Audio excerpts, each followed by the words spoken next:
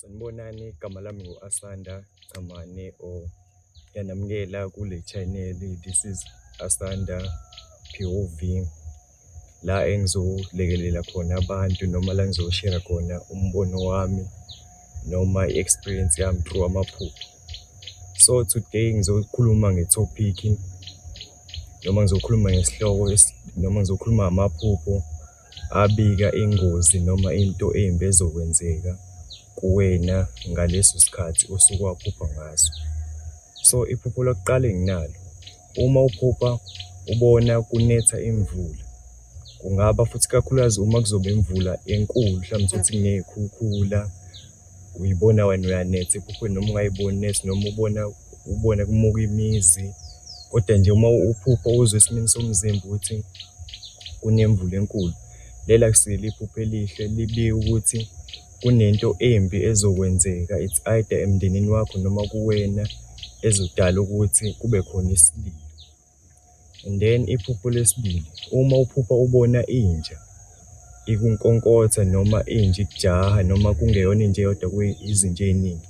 Usually-ke izinja noma inja ephuphweni ijwayele ukuyiveza as i-guide kuwena noma iveze noma ingasiphi ispirit esikuvikelayo noma ngabe mhlampe kuwena i-angel if ungakubhiliveli emadlozini nani nani.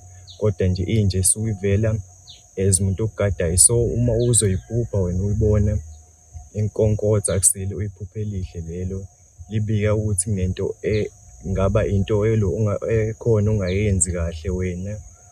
So akulona iphupho elihle lelo uma uphupha ubona inja inkonkotha, usho ukuthi khona ingozi khona. So kumele uqaphele indlela owenza ngayo, uqaphele ney'ndlela zakho. And then iphupho lesithathu, uma uphupha ubona umuntu ekhala, ngaba umuntu omaziyo noma umuntu ongamazi, kodwa ephupheni lakho uma uzobona umuntu ekhala, akusilo iphupho elihle lelo, libuka ukuthi kunento embi eyenzakalayo empilweni yakho noma eyenzekayo ebudlelwaneni bakho noma emndenini wakho.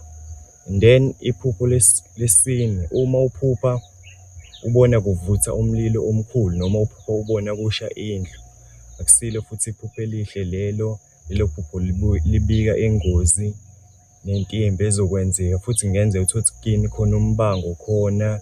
It's either lokhu bantu abadala abangasekho noma abaphila, kodwa nje kusuke kukhona into embi engase yehleke emndenini. Ngaba yisifo, ngakhona olimalayo, ngakhona ingxabano engenza ukuthi kuxabana umndeni, kube khona ungaboni ngasolinye kuze kugcine kube khona olimalayo. Kodwa uma ubona nje kusha umlilo ephupheni lakho, kusho ukuthi kunento embi eyenzakalayo, kakhulukazi ngento ethinta impilo yakho noma wena nomndeni wakho noma nobudlelwane bakho. Bese kuzothi uma uphupha uzibona ulwa nabantu noma uphupha abantu bekujaha, akusilo futhi iphupho elihle lelo. Ngicathi ngizoma lapho kwamanje ngamaphupho abika ingozi noma into embi ezokwehlela empilweni yakho noma emndenini wakho. Asithembe ukuthi kuzwakele futhi kuyezwakala. Sihlangane kwividiyo elandelayo. This is Asanda POV.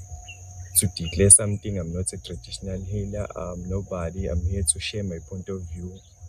Yeah, ngiyabonga.